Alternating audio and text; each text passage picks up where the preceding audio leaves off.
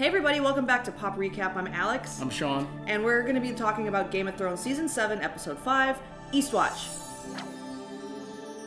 So the episode was called EastWatch, but we didn't actually see EastWatch until the very end of the episode. Yeah, well, except for in the opening credits. Oh, yes. Well, yes, that's true. Yeah, I was like so confused. I was like, what's happening to the wall? What's wrong with the wall? You know, and then I realized like, oh, it's a different part of the wall than we're used to seeing. I was like, okay. So I just love that the show just kind of gives you an idea of where we're going before we get there. I know. Kudos to the opening credits guys, because, you know, I love it. People want... I was sitting with someone one time who wanted to skip through it, and I was like, no, I'm sorry. We watched the opening... No, what are you talking about? We watched the opening credits. What? Who? Like, for me, because I binge watched the series, I skipped the opening credits a lot, because it's like, yeah, I need to save time, because I gotta get through it. I mean, that's But now I'm learning to appreciate the opening credits. Yeah. It brings back these memories, you know, because I've been watching since the beginning, so it's just like this nice little warm part of my heart. So anyway, kudos to the opening credits, guys.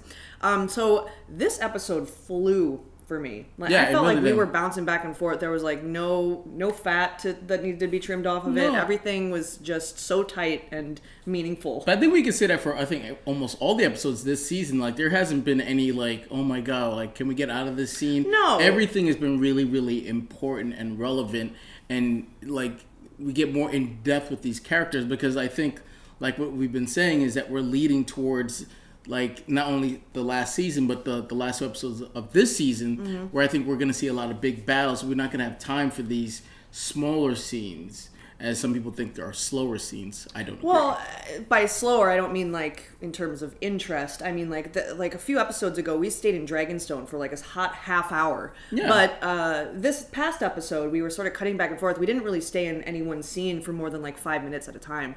I could be exaggerating, but it felt like that at least. It felt like we were really bouncing back and forth. I agree. Places, so that was fun to see. So we opened the episode with Bronn dragging Jaime out of the water, and I'm a little confused how they could swim in that armor. And you know, Jaime's only got one hand, and it just seems like it would be really difficult to do. I hear you, but it's just like I knew they were gonna. Jaime's not gonna die there. Bronn's not gonna die there. So it's just like but whatever. Yeah. Just like moving on. Moving on. So Bronn's like, don't kill yourself before you give me what I'm owed. Yeah. Like, you're not allowed to kill yourself. I'm allowed to kill you. I can kill you. But you can't kill you. No one else can kill you. Only me. And I want what's owed to me. Yeah.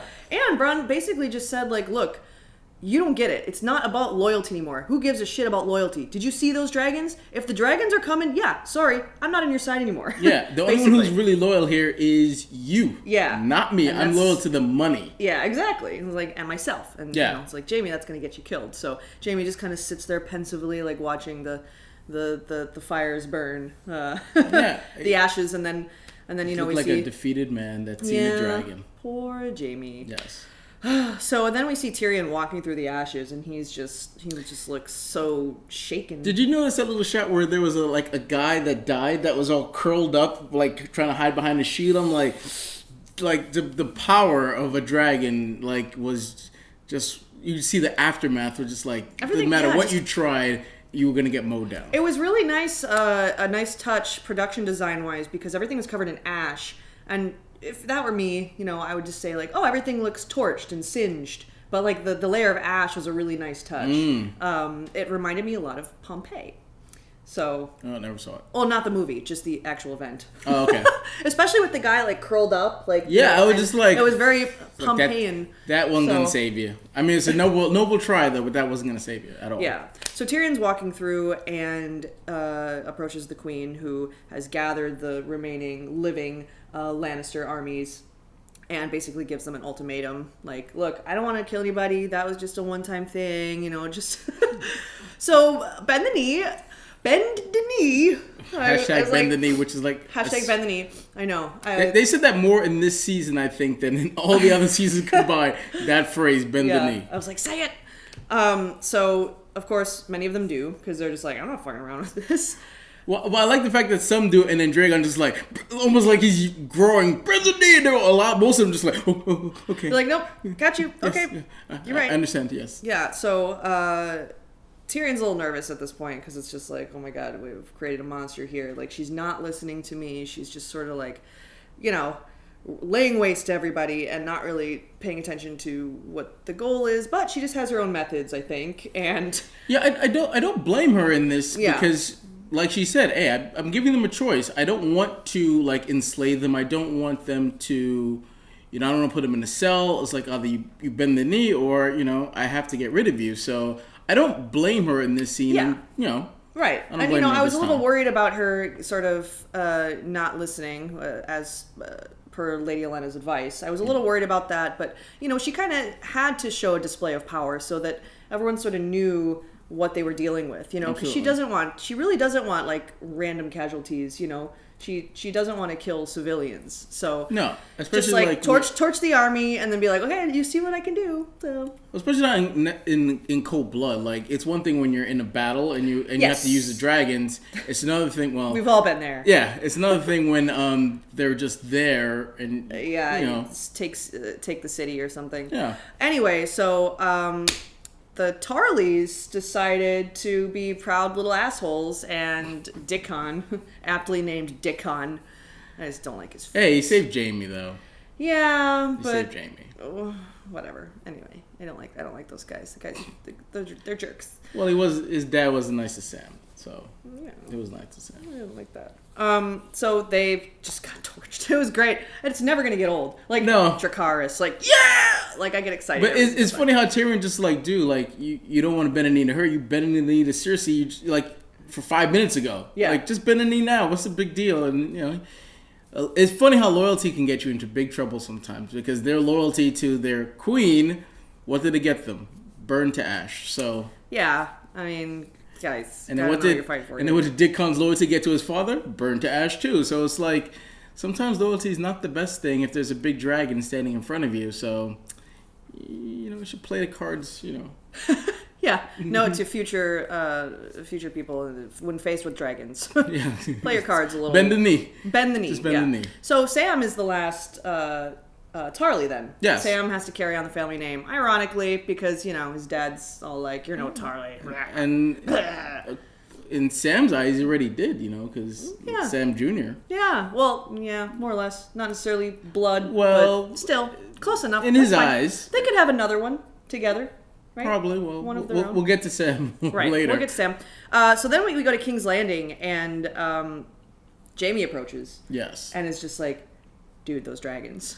And Cersei's like, how many men did we lose? And he's like, I don't even know. He's like, we didn't count yet. But she's not really listening to him. No. I don't think she understands the gravity of the situation. Jaime's basically telling her, we will not win this war. We cannot win this war. And Cersei's saying, well, what am I supposed to do? And it's like, well, I don't know. I guess there really is no. Well, I mean, this scene kind of talks to like how a lot of this whole season has been like, how do you convince somebody about something when they haven't seen it? It's like Jon struggled to convince him, hey, the Night King is coming. I've seen him. And everybody's just like, I don't know what you're talking about. They haven't seen it. Same thing with Cersei now with Jaime. Jaime's like, I've seen the dragon. Yeah. I've seen one of them. She has 3. Yeah. She mowed us down like nobody other. And she has a Dothraki too. So she's like talking about hiring mercenaries and he's like, dude, you don't get it. You can do whatever. You can hire whoever you want. We're not winning it this way. Yeah. We have to come up with something else because doing it this way, we're not going to win this way. Yeah, and I think this is one of those scenes where we talked a little bit about, in the last one about how we think Jaime has to go through this change, this awakening almost in a way, and I think he's a little shell-shocked right now, and you can sort of see it, like him just sort of being like, okay, what side am I really... Like, none of this matters anymore. This whole Lannister name thing, like, I think he's starting to, like, come around. However, Cersei's a master manipulator, so she's gonna make it. She's gonna fight for that every tooth and claw, every step of the way. So in this scene, we also got, Cersei blames blames Tyrion for killing Joffrey as well. Yes. And then Jaime's like, it wasn't him. He's like, yes, it was. No, it was Lady Olenna. She's like, you're lying. So it was a really nice moment because you could just see the anger in Cersei's face. Just I should have killed her myself. And her regrets for letting Jaime talk her into like having a peaceful death. She should have been screaming, dying. Yeah. Because like in her mind, as soon as Jaime is like explained to her. She knows. Yeah. Like, yeah, she did do that. Yeah, and I thought that was going to be more of a moment, to be honest. I thought it would put some other things into motion, maybe, outside of just seeing Cersei be mad about it. I thought there was going to be some other consequence for that. Like, Cersei would be so mad at Jaime that she would, want, like, kick him out or want to take his other hand or, something. Well, she loves him, and she knows at that point that he's loyal, and, she does regret that she didn't, like, probably personally kill her or have her killed or have the mountain it's sort of like a pointless... Yeah. It's sort of pointless then, if there really isn't any consequence. Well, to her, I think she would just have the satisfaction of, like, having her suffer. Oh, no, I'm saying this, putting that in there at all is sort of like, okay, well, nothing really came out of that outside of, we got to see that nice little angry look on her face. But I thought that it would be more of a scene. I thought it would be more of a moment where she finds out that Tyrion did not kill Joffrey. But who knows? Maybe it'll crop up again. Be relevant in some way, because they're, maybe she and Tyrion are some kind of... Well, I think when they have, I think, because she probably feels a little bad in the sense, like, she put a lot of anger and venom into Tyrion. I doubt she feels... Well, she's just, like I said, master manipulator, then she finds someone else to blame, like... Oh, well, she's blaming Dany now. And like Jaime, it's everybody else's fault. Anyway, so after that scene, we go back up to Dragonstone, and Jon is just sort of like walking along the grass, and Dany's coming home. Well, he's standing there again, like on the cliff, brooding, because he's going to be Batman. He's a master someday, brooder, yeah. With his cape, which I really, really want a cape now. Cause he would be a great Batman. And then you see the Dragon and Dany just swoop in, and I think... What do you think her intentions were there? I think she's just coming home. She's just coming home. She's going to land, be like, oh, I fucked everybody up. I was right. You were wrong. But then there's this nice moment where Drogon sort of really wants Jon to pet his little nose. And Jon gets to touch the dragon. And I want to touch the dragon. But he's, he's like petting it. And of course, it's because of his lineage, which is why the dragon accepted him. Because he's half Targaryen. This harkens back. Harkens? Is that even a word? We get harkens back. Yeah. I don't know. It's been a long day. I'm on this crazy diet. It's affecting my brain. No wine, right? Weird. So this is a callback to when Tyrion goes down into the dungeons and pets the dragon. Yeah. This sort of feeds into the fan theory in my mind that Tyrion is also part Lannister. He's the third dragon rider. You mean Targaryen, you mean? Yes, Targaryen. Yes, he's half Lannister. Yes. I need some wine. I really need some wine. For me, though, I think she was testing Jon. That was a test. That was not a test. Well, no. She looked just as surprised as... Well, no, I think if you go back to the earlier scene, how just the Dragon roaring got men to bend. I think she landed there... like, well, that worked there. Because he just... crawled up on him and was like, I think she was curious to see what he would do. I don't know. I wouldn't think. I don't know. Because if he bent the knee there, that's exactly what she would want. But really, I don't think she was. I think she was a little happy that he didn't. Only because like he's standing up to her. Is like he's still like with his morals. Like, no, I'm not here to bend the knee. Not even your dragon can get me to bend the knee. And not only will I not bend the knee, I'm going to pet your dragon and he won't even hurt me. So I think she was more impressed at the end of the day of what happened. But I do think she purposely landed there to see exactly what he would do. Well, I think... Okay, whatever. I don't think that's the case. But the important thing that we did get out of that scene is that Jon touched the dragon and is friends with the dragon. And, of course, we get a little other knowledge bomb dropped at the end in Old Town, which we'll talk about too. But so then, the guards come up and they're like, hey, there's a friend of yours here. He claims to be a friend. And then they part ways. And it's like, Jorah! Yeah. So Jorah's back and he's looking good. And she's like, you look strong. Windswept. Yeah, he's like, you... What a thing to say. And Jon's like, who's this old man? Yeah, there's like a little weird jealousy thing going on there. At least in the looks. I didn't know. A little bit. And then I think we see it again later on in the episode. Yeah. Too. Yeah, there's a little bit of like, hey, we all are...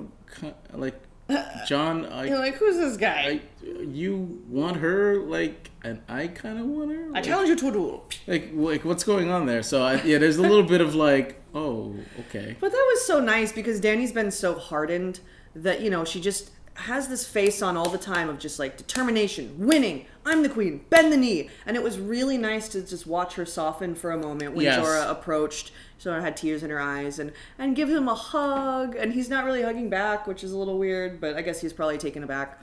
But I like how she just like, you must be cured. I was just like so quick to touch him, like, because she believed, like, that just shows the faith she has in him. Yeah. That if he came back, he must be 100% cured. Right. I'm not even going to question that. Oh, right, yeah. So he's back. You know, he was on rocky waters for a while there with her. Obviously was banished for trying to kill her. Twice. So now he's back. So that's great. And of course then had to leave again right away. Yeah. I'm like, Jorah, man, what are you doing? Just stay, like, hang out for like a week. Serving the queen, man, like he said he was gonna do. Yeah, well, whatever she needs. I'm shipping them, so you know. Hell no. Yeah. No way. Yeah, totally. Whatever. Totally. I'm not the only one. I know I'm not the only one. We're totally shipping them. So she's not gonna end up with Jon. They're related. It's not gonna happen. That hasn't stopped the show before. Bad people who are related get together, not good guys. We'll see. It's a bad thing. We'll see. Yeah, I don't know. It's not gonna happen. So then we see some ravens, and you know they got the film over their eyes, so we know that Bran is, you know, just having a little ride north of the wall. Yeah, having a little peek on what's going on. I didn't think the CGI looked great. The ravens were but it's like I was like, really? That seems like a really easy thing to do, like a bird. Like you can do a dragon, but you can't do a bird. But it's like I said to you before. Would you rather Dragon not look good, especially when we got that real close up? I don't feel like it's one or the other. It's the money's got to go somewhere. Yeah, they only have a certain amount per episode. It's like the dragon is way more important than those ravens. I agree with you. I'm just saying I don't think it was a one or the other thing. It's like they didn't look like they should we make the ravens look good or the dragon? Oh God, I can't choose. The ravens didn't look like in Birdemic. Okay, they weren't that bad. They were passable. I would hope not. Well, yeah, exactly. They were passable. Well, yeah, I did notice that though. They were I saw it too. I was kind of like, But you know, again, I mean, well, sure, I moved on from it, but still. Anyway, Dragon look good. That's there's your answer. That matters. So he sees, the army of the dead, and then as soon as the Night King, shing, like looks up at him, they're like, "Oh, crap!" The bird's like, "Oh, I'm just a bird. Nope, nothing to see here." Like he's onto us. Yeah, well, of course, the Night King knows, because he talked to Bran or touched Bran in that vision, so the Night King has some sort of connection with these types of things. So he's aware that Bran's watching him and that he knows what's going on. So so they're coming. That was the purpose of that small little scene. Is that remember we saw them in episode 1 of the season? Yeah, remember, they're still going their way. Yeah. They're not running. They're just taking their time. Yeah. They're like zombies, so they walk kind of slow. So they're gonna get there eventually. They looked fast in Hardhome, if you remember that episode. It seemed like they are able to move quickly. But maybe the Night King's like, let's just take our time, no rush. Yeah. We're gonna take over Westeros. No rush. Yeah. No rush. Yeah. Take our time. Out, have a little snack, a little picnic. Yeah. That's fine. But so Bran writes the Raven then, sends a Raven to Old Town. To warn everybody, and it's like, hey, we need some help. We need everybody, they're coming. Band together. And Sam, of course, is still just like, trying to talk to them, trying to tell them how it is, and they're just like stubborn old white dudes, and they're like old never. Guys. Oh yeah, old. Yeah, hummer. I was surprised one of them didn't have like a monocle or something like that. Oh, if it was a time they would. Like they easily would. Just like so yeah, they didn't believe Sam, or at least they needed more evidence or what. They're men of science. That's fine. But it speaks to the whole how can you get people to believe you if they haven't seen it? Yeah. Sam is trying to tell them, I've seen it. Yeah. You guys need to believe him. He's telling the truth. Yeah. But again, it's like they haven't seen it. They can't believe it. Yeah. And that's, like you said, a running theme. So then we go to back to Dragonstone, and Tyrion and Varys are sitting down having a drink. Tyrion's drinking again. I don't blame him after what he just saw and the fact that he's sort of like losing his grip on Daenerys in terms of, he's supposed to be the strategy man. He's supposed to like know the ins and outs of his family and like what to do. And obviously the plan that he chose failed miserably, and the plan that she wanted to stick to was a success. Because she just burned everybody. Yeah, and word got out of what she did too. And exactly. So Tyrion's sitting there having a drink and with Varys, and Jon gets the what am I trying to say? Also in that scene, after that scene, Jon gets the raven that his family's still alive. Yeah. That Arya and Bran are still alive. And that Bran is warning them about the Night King. So he's like, God damn, even more. Duh, we have to go. I have to go now. Yeah. So, yeah, it's getting a little frustrating at this point that no one's believing them, that the White Walkers are real. So, but I really liked in that scene is that you saw Dany soften up a little bit. It's almost like he's like, well, I gotta go, and she's like, well, I don't want you. I didn't. Well, she's like, I didn't say you could go. But the way she just in her scene, you could just tell she's softened. Everybody's leaving. It's like Jorah's gonna go, and Jon's gonna go, and she's just like, she's like, I didn't get the D from anybody. I didn't get the D from anybody. It's not gonna be Tyrion either because they're also related, and it can't be Varys. We don't know that. We don't know that, but we'll definitely know Varys. I think touching a dragon is an important clue. Anyway, so Varys and Tyrion just sort of talk about, how Tyrion has to find a way to get her to listen. Yeah. That's basically that scene, and the fact that he's drinking again, which I would be too. Wouldn't anybody? Yeah. So Jon, they all agreed to go north and bring back a White Walker to show Cersei. Tyrion's brilliant plan. But that makes sense. That makes it because I think that's the only way Cersei or anybody would believe them is they have to see it for themselves. Yeah, and now I think they tried to do this in season 1, right? And yeah, they tried to bring the hand back of that one that attacked them up at the wall. Yeah. And didn't take. And yeah, it rotted, I guess, or didn't make it there, or whatever it is. So, you got to bring a live one. Yeah, I guess so. You got to bring. Well, a live dead one. You guys know what I mean. A live dead one. Yeah. Yes. So that's the plan, and they're all gonna go up there, and they're all gonna somehow capture. I don't know. It just seems like a fool's errand, really. It does, but again, what else could they really do if they want to band everybody together? They're not going to do it without sight unseen. I just think it's weird that that there's like only 6 of them, and they didn't like take all the other wildlings or have like a bit more of a force. The wildlings are kind of spread thin, they got to protect all the walls, so Yeah. Well, anyway, we'll get there. Anyway, so yeah, and Jon gives that nice speech about it too. It's really. Jon and his speeches, So in Winterfell, also, we see a scene that I didn't particularly like because it made me sad, where Arya and Sansa are sort of going at it in their sisterly way, their sibling rivalry, sort of back at it again. And I was like a little disappointed in Arya for that, because you'd think that she would just kind of be, not that she would accept the status quo ever, but you'd think that she would understand the way the game is played, but then again, she's sort of been on the fringes of all that stuff. Yeah, she doesn't. So. I mean, I could understand. She's like, hey, Jon put you in place. Yeah. While he's gone, you have to stick up for him. You just can't let these lords badmouth him. Yeah. Behind his back. You have to. She just stood there while she sat there and let it happen. So I can understand why Arya's like, hey, are you kind of just playing this game along? If Jon doesn't come back, you can just take your rightful place here. And then rightfully try to take your place on the Iron Throne too. Mm-hmm. Like she's trying to see where could this easily go? Yeah. And Sansa didn't say anything because Arya's kind of right. Yeah. I think in a way. Well, yeah, you saw that look on Sansa's face when Arya says you've always liked nice things. Oh, you're thinking it. You're thinking it right now. Yeah. I can see you thinking it, and she's like, I gotta go. I got work to do. Yeah, because it's. Deep down, it's probably true. Well, and this sort of... she wants Jon to come back, but if he doesn't, Yeah.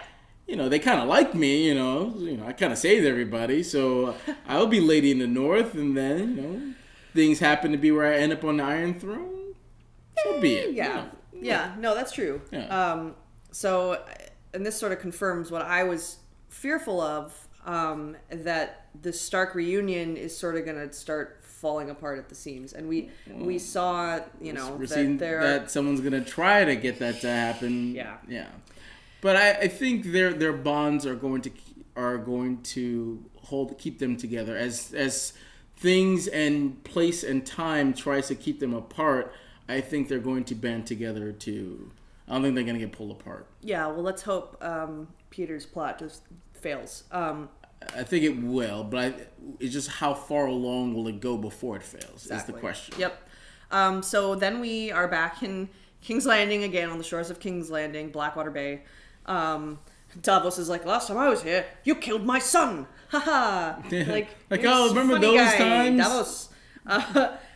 So Davos and Tyrion, leave their boat and they go. Tyrion obviously goes up to the castle to talk to Jaime, and Davos goes to the blacksmith's quarters to find Gendry. Yeah. I knew he was gonna come back. As soon as I saw like the banging, I was like, yeah, me too. I was like, oh, Alex is gonna be happy yes, because her friend is back. He's my buddy, and like he has a rightful claim to the throne. Really? So no, I don't know if they're going to do anything with that, but it seems like a silly character for them to just throw away.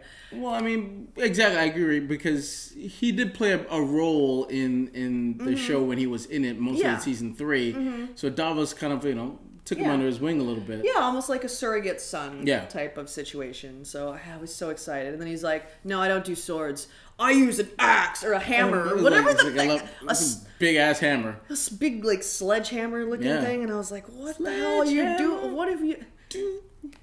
Yeah, a little Peter Gabriel for you there. Yeah, I mean, he was just like, "Hey, I've been ready to go. Let's go." Because I'm not here making weapons for the people who kill my family. He's like, I'm making weapons so that I can kill people. Clearly, because he's this big, sledgehammer looking thing. I'm like, wow, that's interesting. I was like, good lord. So they leave. Bronn not tricks Jaime, but says, "Oh, we're going to start some training down in the dungeons."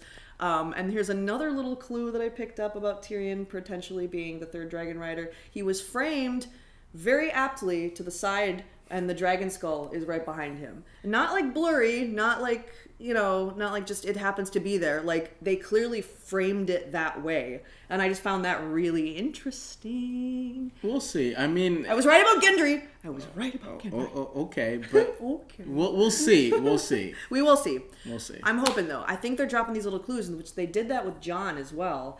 Throughout the season, they would drop these little clues that in the way that they shot, in the shot composition, in some of the dialogue, and then Jon would walk into the room, just like little stuff like that. So maybe I'm just getting too excited, but still. So anyway, we're in the dungeons now where all the dragon skulls are, and Jaime and Tyrion meet again for the last time, or for the first time since season. First time since the last time. For the first time since the last time. But I mean, it was very interesting because now I think that their dynamic has changed now again. Because the last time they met, he's like, he was under the impression that you killed my boy. Even though he wasn't kind of 100% sure he did do it, he saved him anyway, even though he did kill his dad. So that now he knows, like, for sure, you didn't kill my son. That the dynamic has changed now again. But Jaime seems mad about it. Well, I think mad. Because it happened behind his back, which Cersei brings up when they see each other. So, I don't know.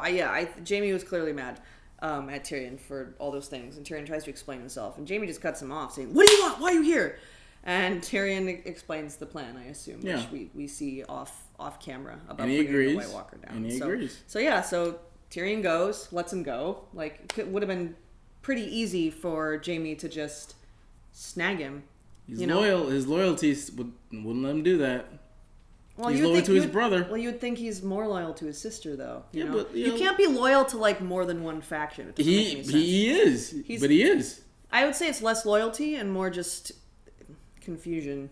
No, with Jaime, I think it's always loyalty. It boils down to. Well, it's certainly confusion now when it comes to Cersei, I think, and I think he's not really having that anymore. So. Well, I don't know, especially with the bombshell he got. So. Yeah, okay. Well, we can talk about that next, because I think that is the next scene we see after the Gendry thing. Yeah. Is the scene where Cersei and Qyburn are discussing something in her room, and Jaime walks in, and Qyburn leaves. He actually says, "Can I get you anything?" And then as soon as he said that, I was like, "She's pregnant." Yeah, I feel like I called this a few episodes back as well. I don't remember if I did it on the episode, but I remember talking to someone about this, and I was like, they're gonna totally like try to have a baby again, because Cersei's like obsessed with her children. You'd think that she would try to, so what a bomb to drop on Jaime, right? And it's like, he's like, oh, and for this for this little baby in here. I was like, that's creepy. Do you think she knew, like, I think she found out before in this episode, though. I think her character found out in this episode. Well, here's a couple of things. I'm in a part of a Facebook group with a bunch of other fans of the show who just sort of throw out theories and stuff like that. And we just talk about the episodes. And a couple of people are saying, you know, what if it's like some weird Kyborn experiment and like not actually a legitimate pregnancy? Or what if she's completely lying to him to manipulate him, which I can totally see being the case. No, I don't think so. I think so because, and the reason I think this is because she knows this prophecy, right? The prophecy was fulfilled. The prophecy says you will have 3 children, they will all die. Why would she try to have a 4th? The prophecy didn't say break it. Only because it also break a prophecy.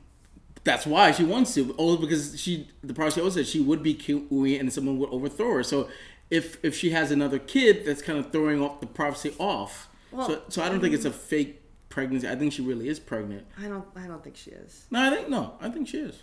Either way, the baby's not making it out alive, or she's not making it out alive because of the prophecy. We'll see.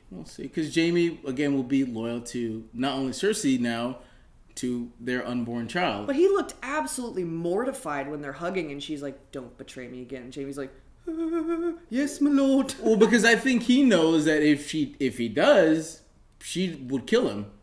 But I also think that in his mind, he's like, if she is pregnant, which I think she is, and I think he believes that, that if we have this baby and we try to find a way not to win this war, but to get out of it alive, maybe I can get this woman back. Or I think he's still trying to do that. Because he had to be a father behind the scenes always. He could never tell anybody. Yeah. And Marcella, is like, I know you're my dad, and then dies. And then the fact that Jaime's like, no. He brought it up, was like, who are you gonna say the father is? And she's like, well, you. And he's like, oh. Yeah. And I really was a dad before. This will be interesting. So I think, So from that, we garner that, she hasn't fucked Euron yet. So. No. Or Kyborn or anyone. You still think she's gonna? She could be, or she could actually be pregnant, but it doesn't necessarily have to be his. We don't know. It's his. We don't know. It's his. We don't know. I don't know how Euron's gonna. I don't know how he's gonna feel about that when he finds out. No, wait. They had to change the sheets though, so I think he missed. No, I think he missed the target. No, he stayed on target. How is Euron gonna feel? That's the scene because I think that's gonna get them, to fight, because he's gonna say something or do something. He's gonna kill him. He's gonna kill Euron. Something's gonna happen. Yeah. Oh god, I can't wait. So that was unexpected, but also I'm kind of like, okay, yeah, I think I saw that coming, the pregnant thing. So we cut back then to Dragonstone, and Gendry's meeting Jon, and supposed to be going under this guise of like, yeah, your name's so and so, and you're a flea bottom, Yeah, I just brought you from King's Landing to make the dragon glass into weapons. Yeah. You're nobody. You're nobody. And he's like, yeah, okay, I'm nobody. Cue Gendry. I'm the son of Robert Baratheon. Yes, I'm his bastard. Yeah, Hi, I'm Gendry. Yeah. He's like, and then Thos was like, what the? We just talked about that 2 seconds ago. And this threw it out there. And it's nice because they both are bastards, right? It's just like, a nice little way. They get along. Our dads were friends. We're bastards. We should be friends. I got a sledgehammer. I crushed a couple of dudes' skulls. I know your sword is made of Valyrian steel, so I don't need to make you one. You're cool. Yeah. I do want to hang out with you, though, and you have Valyrian steel. Yeah. It's like, rip, hey. So they're all going to go up together, and it'll just be like this. I was laughing. It looked kind of like an album cover when they're like walking out into the north of the wall. I was like, "There's your album cover." That's pretty funny. It is a little bit, yeah. What a ragtag band. So we go then back to Old Town again, and Sam is getting real fed up. You can tell he's like taking notes. He's looking through the books, whatever. Gilly's there, just annoying the hell out of him. Well, she's not making it any better. Like, how did you know how many steps there were? Like, yeah, and how many poops he took. And how many windows were in the scepter? He's like, the scepter's gone. She's like, none anymore. Funny guy, Sam. Yeah. But we get a little. She drops a little knowledge bomb about Jon's lineage again, where she mentions that Rhaegar's marriage was annulled. So of course, Sam wasn't listening because he's like, who gives a crap? Because these old men are just sitting around this table when they have the power to sway people's opinions about the Nightwalkers, and they do nothing. Yeah. So you can see that he's like, I've had enough of this. Yeah. So, and I think she was a great. She really helped Sam get to that moment where he snapped. So there's a purpose there for her being so annoying. So that sort of led him to snap and go steal all the scrolls and just leave. Yeah. But I'm interested about the whole Rhaegar thing. I'm wondering, is she going to remember that and then mention it again at a pertinent time? Or is it just for us? Well, Sam now knows that, even though he was like half paying attention. But I think that's knowledge that now he has. I wonder if that process to him, it did. Or anyway. Or if it was just for us, that would be kind of stupid. We all know anyway. I know, but that's now how Sam now knows, because we figured that in the last episode when he was going through all those scrolls, he would find something. Apparently, he didn't. He's probably gonna find something in these books that he just stole.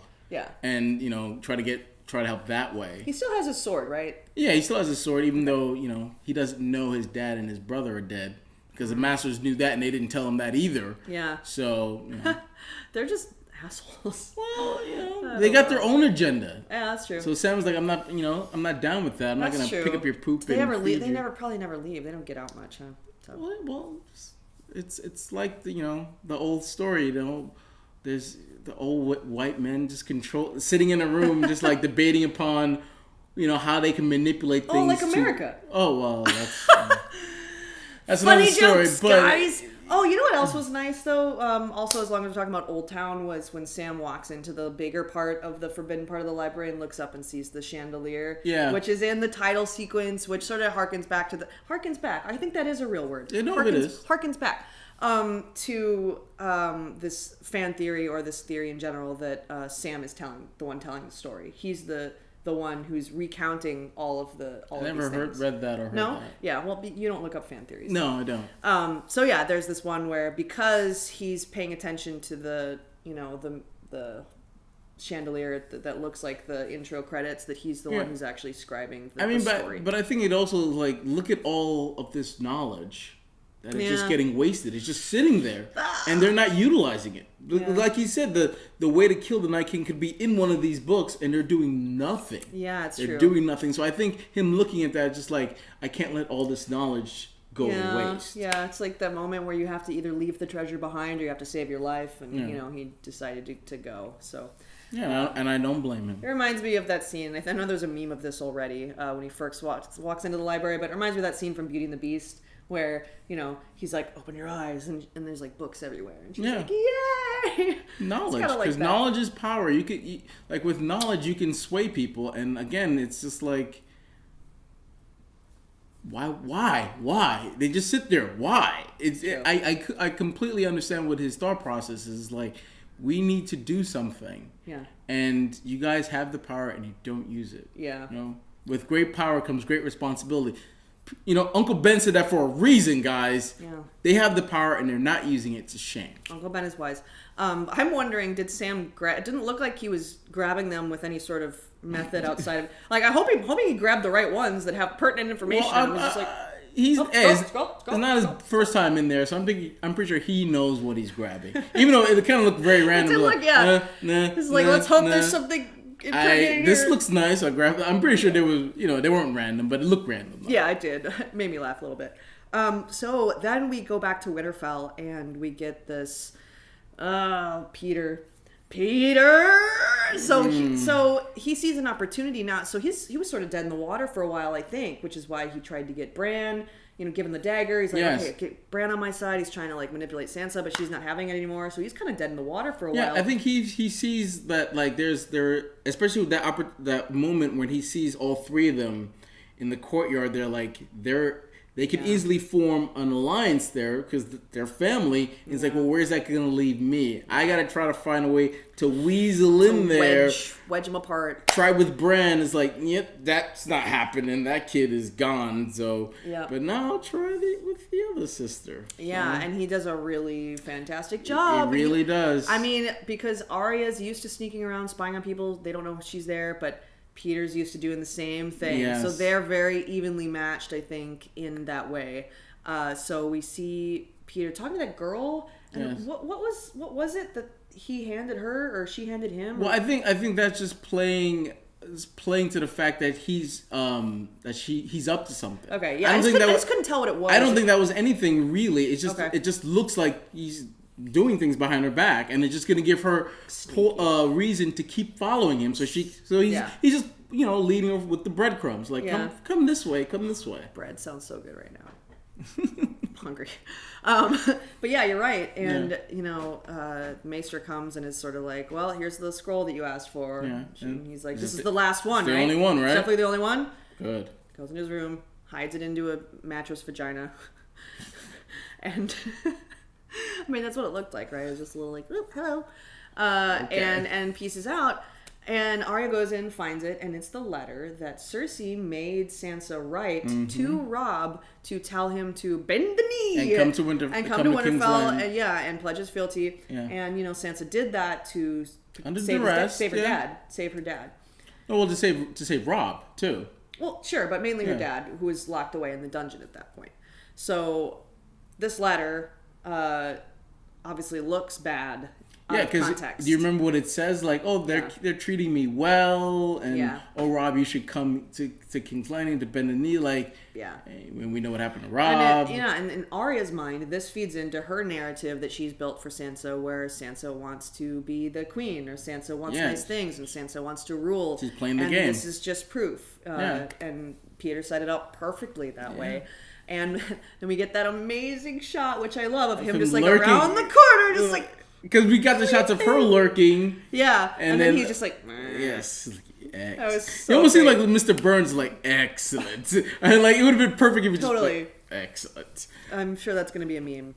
Well, it might as well should be, because she fell right into it. He knew exactly what she was going to do. He's a pro. Yeah, it's not his first rodeo. So, I mean, as much as I love Arya, she's dealing with a pro manipulator. So, yeah. And and that's what he's got to do, because otherwise he knows how dangerous she is. So she's going to try to use that to his advantage. Yeah. And I'm wondering how Arya is going to deal with this. Is she going to kind of play a little dumb with Sansa, or is she going to confront her right away? I think she's going to find an opportunity to confront her right away. She doesn't seem. She's not the type that's going to. She's not playing any games. See, she has her list. That's true. And she knows what she knows what the right and wrong thing is. Yeah. Because she's not playing a game. Her motives are straight. That's true, but I think in order to get what she wants, she does have to sneak around. She does have to steal faces. Well, she does have to, she knows how. It's a different game.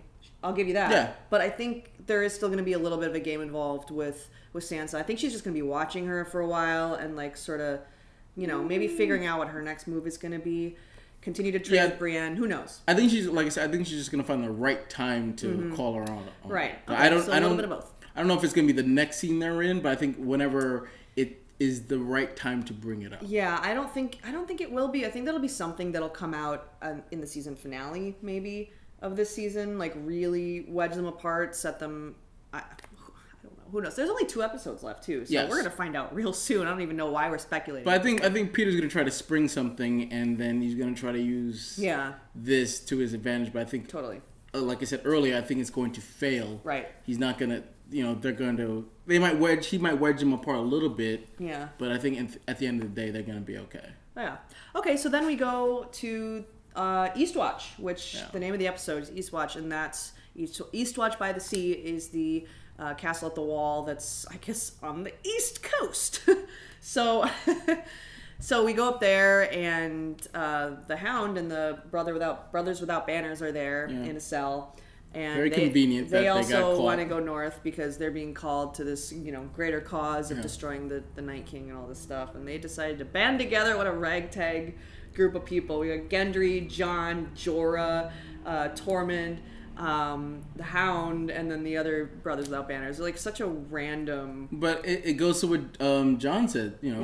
We're all living. So, yeah, that was such a great mic drop. Yeah, because it's like what we're saying. Like they have to come together. Yeah. No matter what their differences are, because the Night King doesn't care. Yeah. he's coming and he's coming to kill. Yeah. So I love it. They're like, what do we all have in common? We have nothing in common. John's like, no, we're on the same side. We're all still breathing. Yes, we're alive. Like, and if we want to stay that way, we gotta come together and get our shit together. Yeah. So they go out looking for this massive army of dead people and assume they're just gonna like take one and run. I guess they can be outrun. That's the only way that makes sense. That's the only way that Bran could have survived. I guess they've got to just be a little slow. That's right? gonna be an interesting task to get one of them, and we know it's not gonna be easy, but oh man, I can't wait till next week. I wonder when they're gonna see Hodor. What do you think about? I think we are gonna see him. Yeah, I don't know when though. I don't know if he's going to try. Would they really do that to us? They would. When Yes, we're gonna see them. What do you think about what if a dragon dies in this battle and then a dragon becomes an ice dragon? Because I know there's ice dragons in the book, I think, or in that world or in the myths. I still think a dragon is gonna get. I don't think dragons. I think one of the other two are gonna get smoked somehow, some way. Well, die, yes, but what about turning into a White Walker? White dragon. That would be interesting, fire and ice type thing. So that would be very interesting.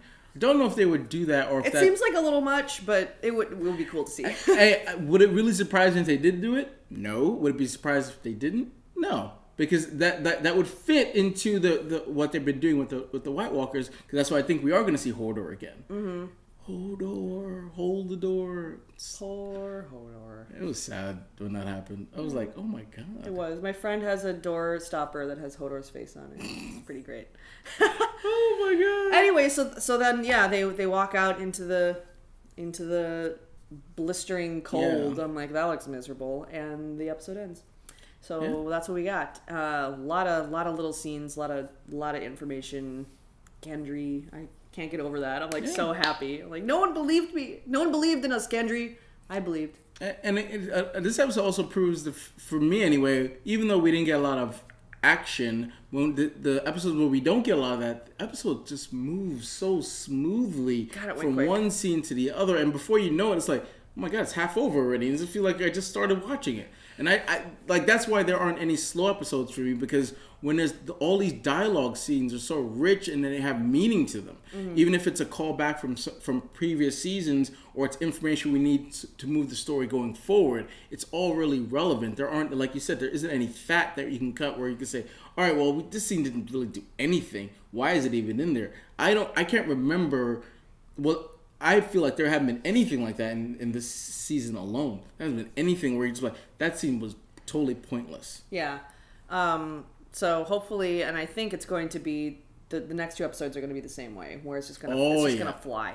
Yeah. So they're going to be the longest of the series. So the next episode is going to be 71 minutes long, and then the season finale is going to be 81 minutes long. So we're going to get a lot. I'm pretty sure we're going to get we're probably going to get a mini battle scene of them trying to get the White Walker. But yes, I still believe that shot we saw, the first shot of the first season of the episode this season, of them walking towards, I think we're gonna see that, what's on the other side of that, which is our friends probably maybe being cornered, because Macy Williams did say that it would end on a cliffhanger, so that could be them walking towards them being cornered, and we're not sure how they're gonna get out of it. So that remains to be seen. Yeah.